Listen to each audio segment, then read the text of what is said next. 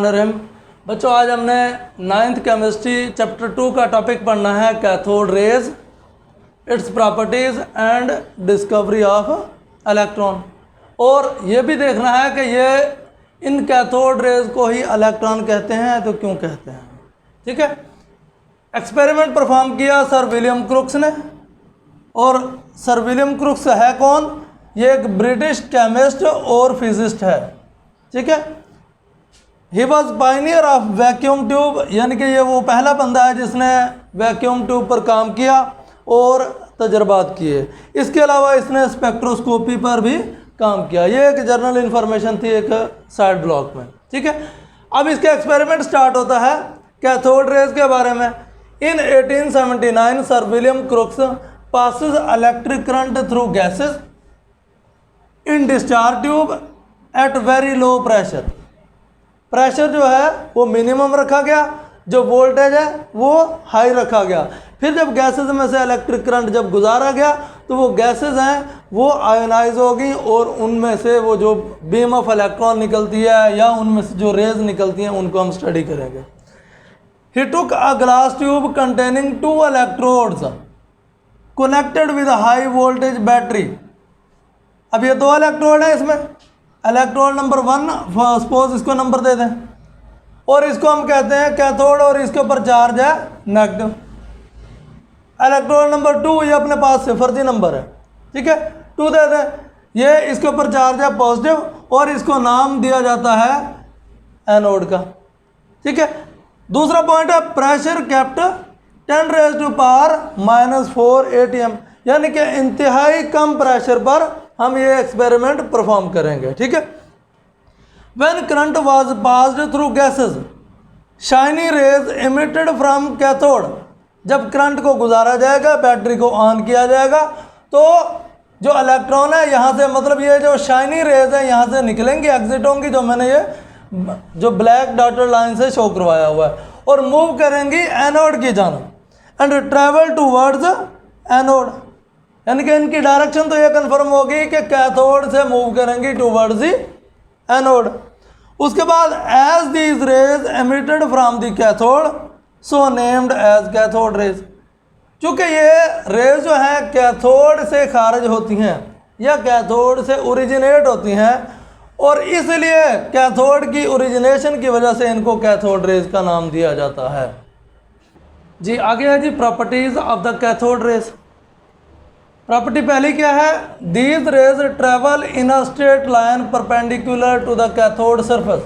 पहले तो ये है कि ये स्ट्रेट लाइन में मूव कर रही हैं। ठीक है, और इस कैथोड की सरफेस के परपेंडिकुलर है। परपेंडिकुलर क्या मतलब है कि ये अगर कैथोड की सरफेस है और ये इनकी डायरेक्शन होगी मूवमेंट की, तो इनके दरमियान में 90 का एंगल बन रहा है, तो ये हुआ परपेंडिकुलर। अब यहाँ पर भी इसको मज़ीद कंफर्म किया जा सकता है। ये है कैथोड की सरफेस और ये है रेज की डायरेक्शन, तो इनके दरमियान में यही 90 का एंगल बन रहा है। तो ये मतलब साबित हुआ कि ये जो रेज हैं ये कैथोड सरफेस के परपेंडिकुलर मूव करती हैं। दूसरा पॉइंट है they can cast sharp shadow on opaque object if placed in their path. अगर इनके रास्ते में कोई ओपेक ऑब्जेक्ट, ओपेक मतलब कोई हार्ड ऑब्जेक्ट रख दिया जाए तो वो उसका साया बना देंगे। जिस तरह ये बॉल रखी है फंस के रेड कलर की, तो इसका ये ब्लैक कलर का साया बन जाएगा। ठीक है, तो इसका मतलब ये हुआ कि जिस तरह सूरज की रेज आ रही हों तो वो किसी ओपेक ऑब्जेक्ट पर पड़ती हैं तो दूसरी जानब उसका साया बन जाता है। अगर इसकी करैक्टरिस्टिक को समझना है तो कैथोड रेज की करैक्टरिस्टिक को समझने के लिए आपके जहन में जो सूरज की रेज हैं, सन रेज हैं, उनका कॉन्सेप्ट होना चाहिए। ठीक है, पहली ये वाला हो गया कि इसका ओपेक ऑब्जेक्ट का साया बना देते हैं। तीसरा पॉइंट है they are deflected towards positive plate. अब इनके ऊपर हमने ये साबित करना है कि ये इन पर नेगेटिव चार्ज कैसे है। फर्स्ट क्या कि अगर कोई इलेक्ट्रिक फील्ड अप्लाई किया हुआ है,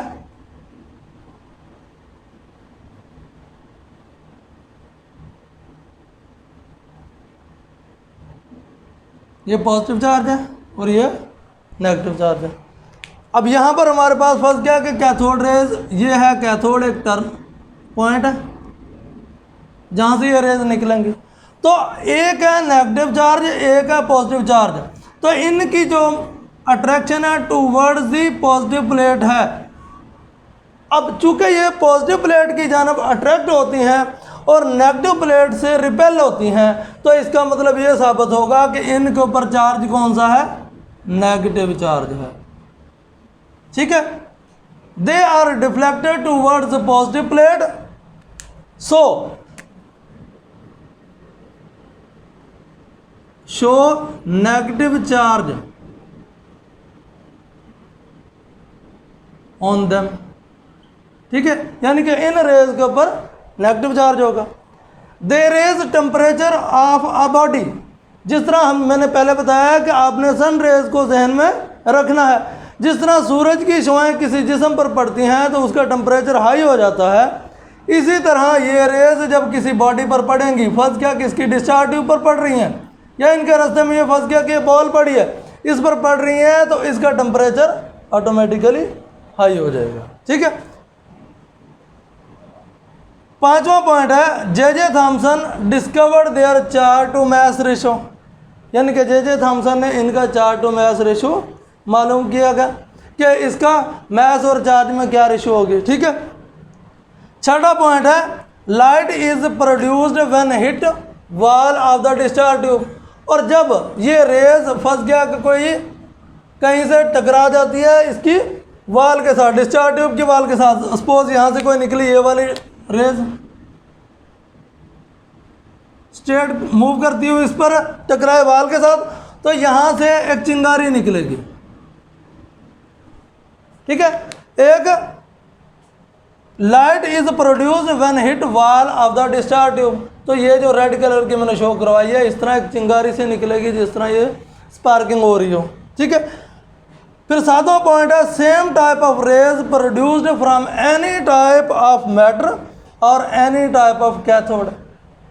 आखिरी पॉइंट बड़ा इंपॉर्टेंट है कि ये चाहे इसके अंदर कैथोड किसी भी मटेरियल का मौजूद हो, गैस कोई भी मौजूद हो, उनमें से जो रेज निकलेंगी उनकी यही सेम खुसूसियात होंगी। इसका मतलब ये हुआ कि जो रेज हैं cathode rays, these are independent at the nature of the material and the nature of the cathode. ठीक है, और एक ये जो पॉइंट है इसका, they can cast sharp shadow on an opaque object, इससे यह साबित होता है, this point suggest that these rays are not rays but fast moving material particle.